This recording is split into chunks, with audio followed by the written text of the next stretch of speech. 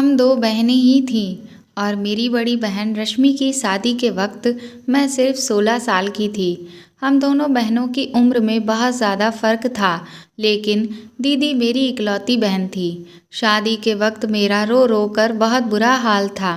मेरे जीजा जी ने अपनी दीदी की विदाई के समय मुझे अपने पास बिठाया और प्यार से मेरा हाथ पकड़कर कहने लगे, माही, रोने की क्या बात है, साली तो आधी घरवाली होती है, तो तुम्हारा जब दिल चाहे हमारे घर चली आना।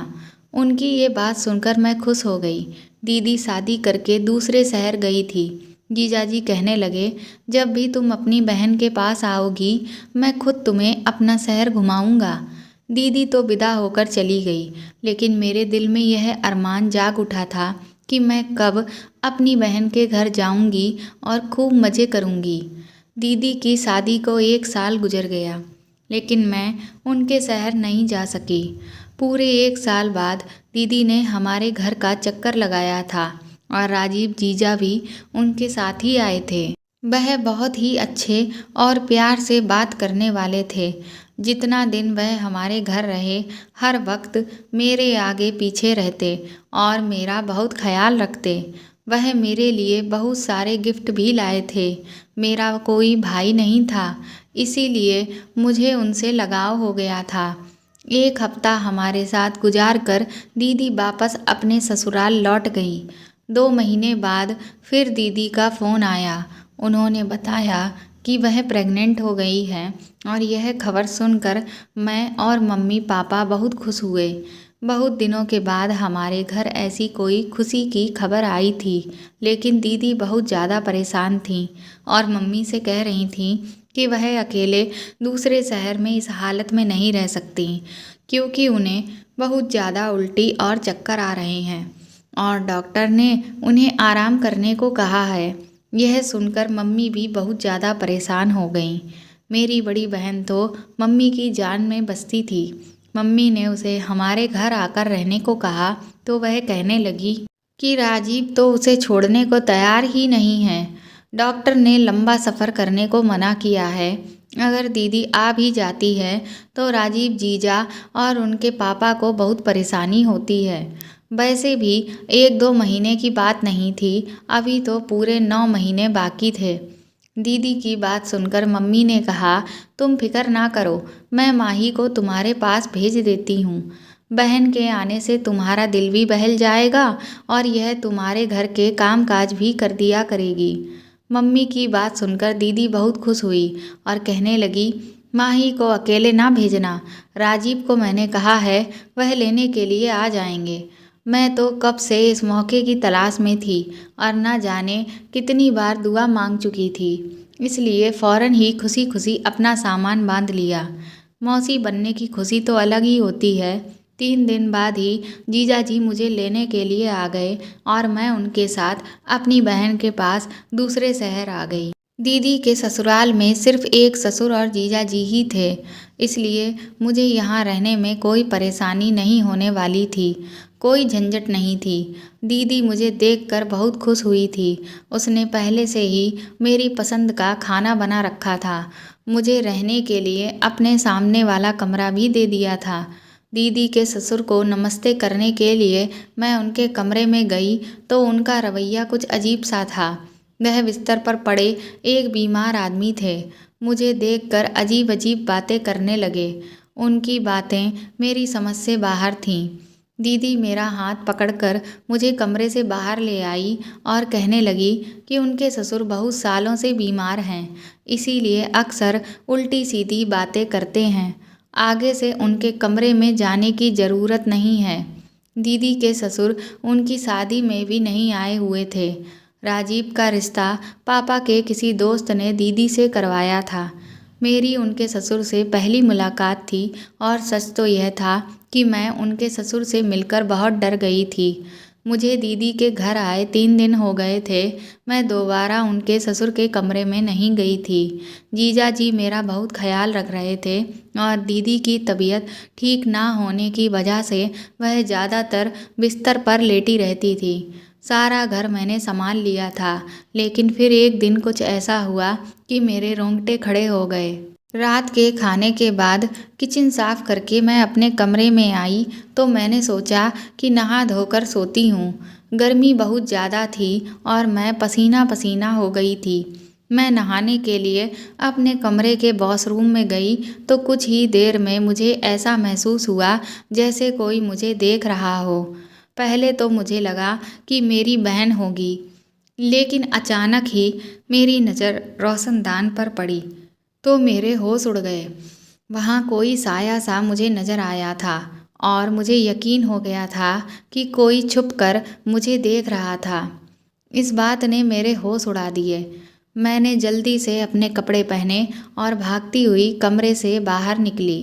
दीदी के कमरे में पहुंची तो वहाँ दीदी और जीजा जी आराम से एक साथ लेटे थे। मैं अपनी जल्दबाजी में कमरे का दरवाज़ा लगाना भी भूल गई थी और अब उन दोनों को एक साथ देखकर मुझे शर्मिंदगी का एहसास हो रहा था। जीजाजी उठकर बैठ गए, कहने लगे, अंदर आ जाओ माही, दरवाजे पर क्यों रुक गई हो? मुझे समझ में नहीं आया कि मुझे क्या करना चाहिए। मैं उन्हें कैसे बताती कि रोशनदान पर मुझे किसी का साया महसूस हुआ है। मैंने यूं ही बात बना दी कि मैं दीदी से दूध का पूछने के लिए आई थी। दीदी कहने लगी, तुम जाकर आराम करो, अब बाकी जो भी काम होंगे मैं राजीव से कह दूंगी। मैं अपने कमरे में वापस आने लगी तो मेरी नज़र दीदी के ससुर पर पड़ी, जो बाहर से वापस लौटकर अपने कमरे में जा रहे थे। मुझे बहुत अजीब सी नज़रों से देखते हुए कहने लगे, तुम बहुत खूबसूरत और मासूम हो, अपना ख्याल रखा करो, किसी पर आंख बंद कर विश्वास मत करना। उनकी यह बात सुनकर मुझे गुस्सा आ गया। मैं सोच भी नहीं सकती थी कि वह मुझसे इस तरह की कोई बात कह सकते हैं। मैं घबरा कर फौरन अपने कमरे में चली गई और सारी रात यूं ही जागते जागते गुजार दी। दीदी ने तो कहा था कि उनके ससुर बीमार हैं और वह कमरे से नहीं निकलते, तो फिर वह इतनी रात को बाहर क्या कर रहे थे? यह बात बहुत ही अजीब थी। मुझे बहुत ही ज़्यादा बेचैनी हो रही थी। रोशनदान पर जो था वह मेरा वहम था या हकीकत? कोई मुझे देख रहा था। कहीं वह दीदी के ससुर तो नहीं थे? इस सवाल ने मुझे परेशान कर दिया था। मेरी सारी रात आँखों ही आँखों में गुजर गई थी। अगले दिन सुबह जीजा जी ऑफिस जाते हुए कहने लगे, माही, मैं शाम को जल्दी आ जाऊंगा और तुम्हें शॉपिंग के लिए बाजार ले जाऊंगा। तुम शाम को तैयार रहना। यह कहते कहते अचानक ही करीब आकर उन्होंने मेरे गाल पर हाथ फेरा और ऑफिस के लिए निकल गए। उनके इस अंदाज पर मैं चौंक गई। दीदी भी पीछे ही खड़ी थीं। कहने लगी, राजीव तुमसे बहुत प्यार करते हैं, तुम भी उनका ख्याल रखने की कोशिश किया करो, क्योंकि आजकल मैं उनका ख्याल नहीं रख पा रही हूँ। वह बहुत ज़्यादा थक जाते हैं।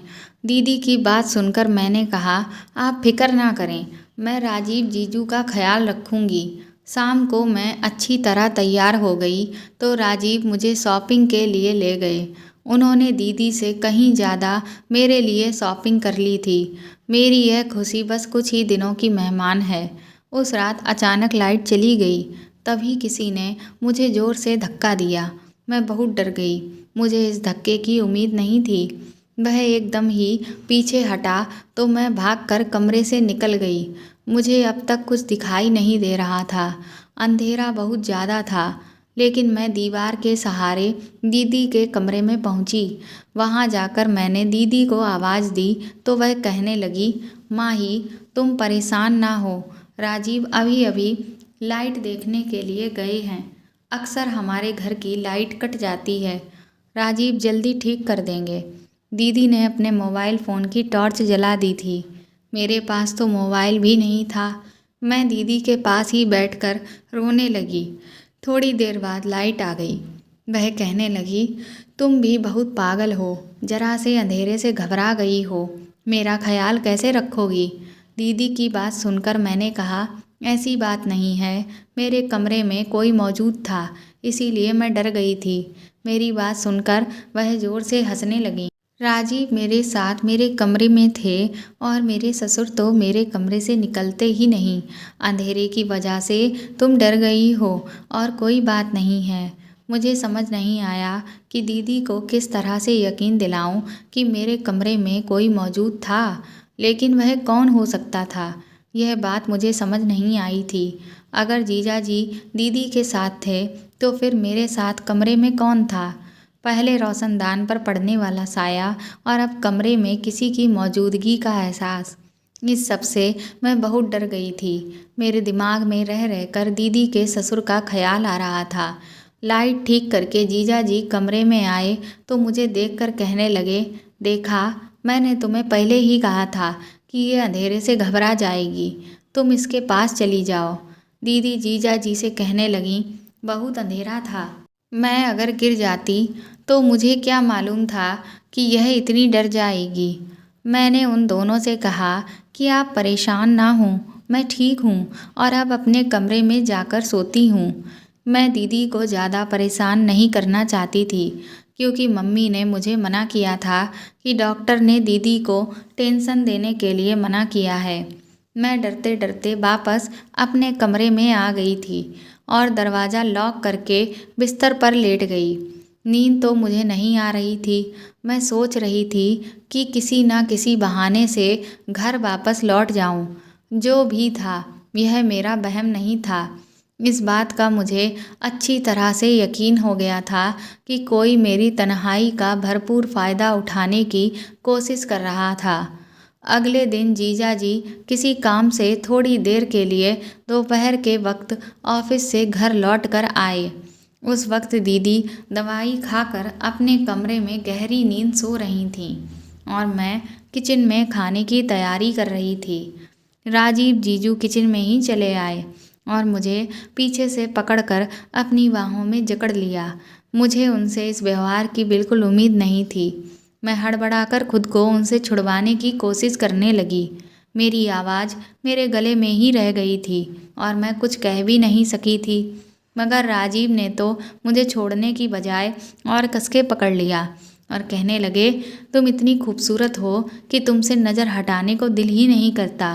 बहुत मुश्किल से मैंने खुद को उनसे छुड़वाया और किचन से बाहर भागने लगी तो राजीव कहने लगे कि तुम नहाते हुए भी बहुत खूबसूरत लग रही थी। मेरे मोबाइल में तुम्हारी वीडियो है। जीजा जी के इन शब्दों से मेरी सांस रुक गई थी। मैं सोच भी नहीं सकती थी कि वह इस कदर घटिया इंसान होंगे। मैंने रोते हुए जीजा की तरफ देखा तो वह कहने लगे, मैं बस प्यार मोहब्बत की बात करना चाहता हूँ। जैसे ही जीजा ने मेरी तरफ कदम बढ़ाया, मैं भागते हुए अपने कमरे में चली गई और खुद को लॉक कर लिया। मैं डर से कांप रही थी। मैंने जीजा का जो रूप आज देखा था, उसे पहले कभी नहीं देखा था। मैं तो उन्हें भाई की तरह समझती थी, लेकिन वह तो मेरी इज्जत के दुश्मन निकले थे। पता नहीं कैसे और कब उनकी नज़र मुझ पर पड़ी थी और मैंने गौर भी नहीं किया था।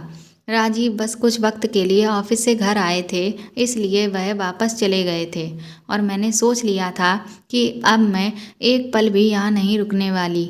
शाम के वक्त जब दीदी अपने कमरे से उठकर मेरे पास आई तो उस वक्त तक मेरी आंखें रो रो कर सूज चुकी थीं। वह परेशानी से पूछने लगी कि क्या हुआ है, किस बात से तुम इतना रो रही हो। मैंने दीदी से सच छुपाया, क्योंकि उनकी हालत ऐसी नहीं थी कि मैं जीजा के बारे में इतनी बड़ी बात बताती। मैंने रोते हुए कह दिया कि मुझे मम्मी पापा की बहुत याद आ रही है और मैं घर वापस जाना चाहती हूँ। मेरी बात सुनकर दीदी ने मुझे गले से लगाया और कहने लगी, इतनी जरा सी बात पर तुमने रो रो कर आँखें सुजा ली हैं।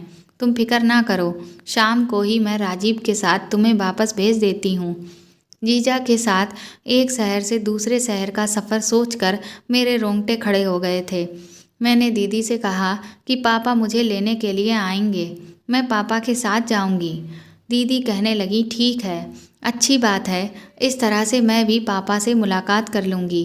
दीदी की बात सुनकर मैं खुश हो गई और दीदी जैसे ही मेरे पास से उठकर अपने कमरे में गईं तो उनकी ज़ोरदार चीखने की आवाज़ आई। मैं फ़ौरन दीदी के कमरे की तरफ भागी तो ये देखकर मेरे होश उड़ गए कि दीदी बिस्तर के पास गिरी हुई थीं और अपना पेट पकड़कर ज़ोर ज़ोर से चीख रही थीं। मैंने दीदी को उठाकर बिस्तर पर लिटाया और बहुत देर तक उनके पास बैठी रही। उनकी हालत मुझे बिल्कुल भी ठीक नहीं लग रही थी। मैंने दीदी से कहा कि डॉक्टर के पास चलते हैं, लेकिन उन्होंने साफ मना कर दिया और मेरा हाथ पकड़कर कहने लगीं, माही, तुम मुझे छोड़कर ना जाओ। मैं इस हालत में अकेली नहीं रह सकती। आज तो तुम थीं जिसने आकर मुझे उठाया और मेरा ख्याल किया है, लेकिन तुम्हारे जाने के बाद अगर ऐसा कुछ हुआ तो मैं और मेरा बच्चा ऐसे ही मर जाएंगे। दीदी की बात सुनकर मैं बहुत परेशान हो गई।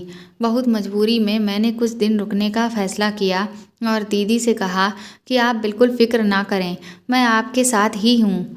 मेरी बात सुनकर दीदी को बहुत खुशी हुई थी और मुझे गले से लगा लिया। जीजा भी वापस आ गए थे।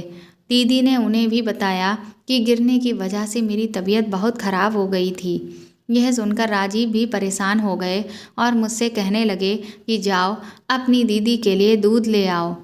मैं किचन में जाकर दूध बना रही थी कि एक बार फिर राजीव किचन में आ गए और मेरे साथ ज़बरदस्ती करने लगे।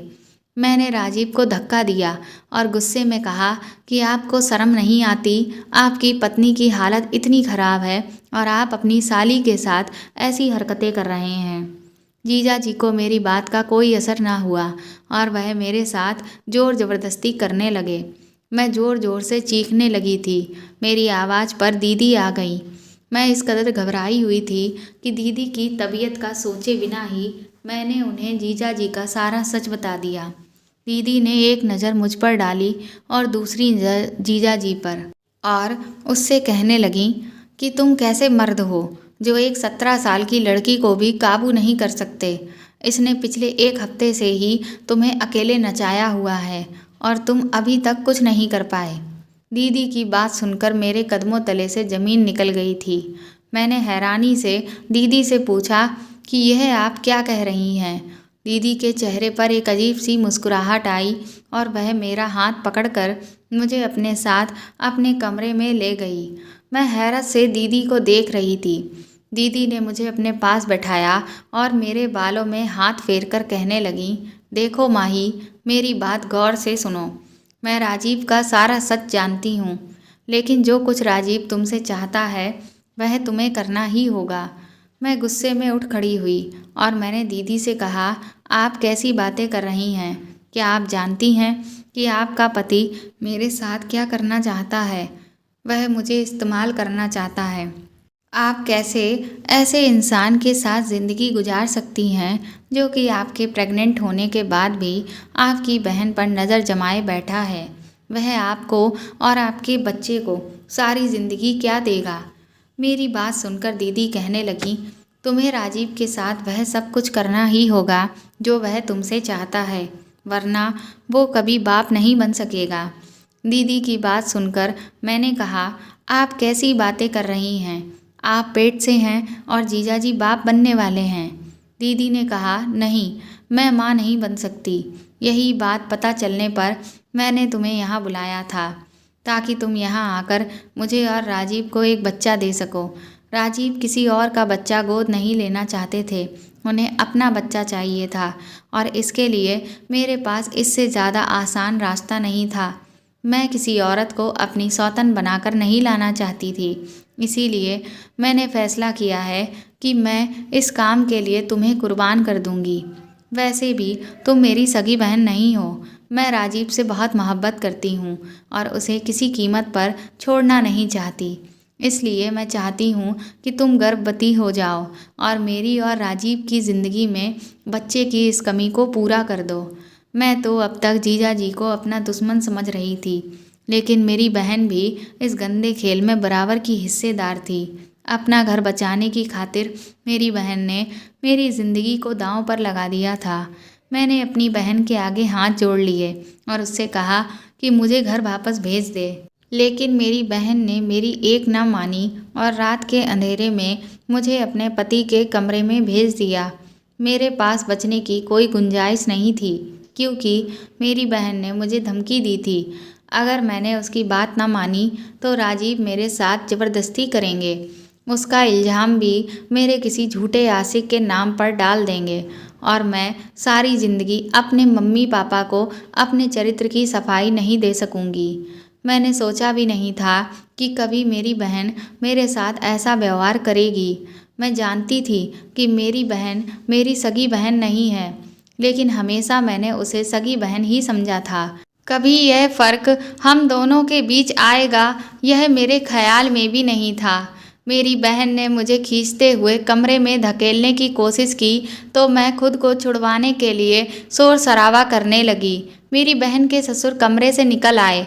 उन्होंने फ़ौरन ही बीच में आकर मुझे मेरी बहन से छुड़वाया और मेरी बहन और अपने बेटे को धमकी दी कि अगर उन दोनों ने मेरे साथ कोई ज़बरदस्ती करने की कोशिश की तो वह पुलिस को फ़ोन कर देंगे।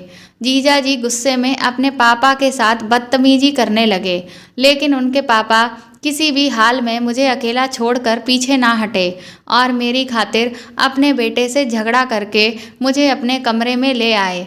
कहने लगे, बेटा, मुझे पहले दिन से ही शक था कि इन दोनों की नीयत गलत है। अगर मैं तुम्हारी बहन के खिलाफ कुछ कहता तो शायद तुम कभी यकीन ना करती। अब जबकि तुम जान चुकी हो कि यह दोनों इंसान नहीं बल्कि दरिंदे बन चुके हैं, शायद मुझसे अपने बेटे की परवरिश में कोई कमी रह गई है जिसकी वजह से आज यह दिन देखना पड़ रहा है। मैंने राजीव के पापा के फ़ोन से ही अपने घर फ़ोन मिलाया और अपने पापा को सारी हकीकत बता दी। अगली सुबह मेरे पापा मुझे लेने के लिए आ गए। उन्होंने मेरी बात पर दीदी से हमेशा के लिए सारे रिश्ते ख़त्म कर दिए। पापा को इस बात पर बहुत अफसोस हो रहा था कि शायद उनकी परवरिश में ही कोई कमी रह गई थी, जबकि उन्होंने तो कभी सौतेली बेटी और अपनी बेटी में कोई फ़र्क नहीं किया। इसीलिए बेटी ने उनके प्यार का यह सिला दिया है और मैं सोच रही थी कि मेरी कौन सी अच्छाई मेरे काम आ गई जो राजीव जैसे शैतान के पापा मेरी आवाज़ सुनकर मुझे बचाने आ गए। इस बात को कई साल गुजर गए हैं। हमारी दीदी के साथ हमारा कोई रिश्ता ना रहा, लेकिन एक बात मुझे अच्छी तरह समझ आ गई कि मेरी माँ ने मुझे दीदी के घर रहने के लिए भेजकर बहुत बड़ी गलती की थी और मैंने एक गैर मर्द पर भरोसा कर बहुत बड़ी भूल की थी। मेरी बहन ने जो कुछ मेरे साथ किया वह बर्दाश्त से बाहर था, लेकिन आज की दुनिया में यही सब कुछ हो रहा है। इसीलिए हर कोई अपनी इज्जत को बचा कर रखे, किसी पर अंधविश्वास ना करे, क्योंकि कुछ रिश्ते ऐसे होते हैं जो अपने मतलब के लिए कुछ भी कर सकते हैं। उनको किसी से कोई मतलब नहीं होता, बस अपना मतलब निकलना होता है। तो दोस्तों, आपको यह कहानी कैसी लगी कमेंट करके ज़रूर बताएं और प्लीज़ मुझे सपोर्ट करें। मेरी कहानी को ज़्यादा से ज़्यादा शेयर और लाइक करें और अगर आप मेरे चैनल पर नए हैं तो इसे सब्सक्राइब करके बेल आइकन को ज़रूर दबा दें। Thank you.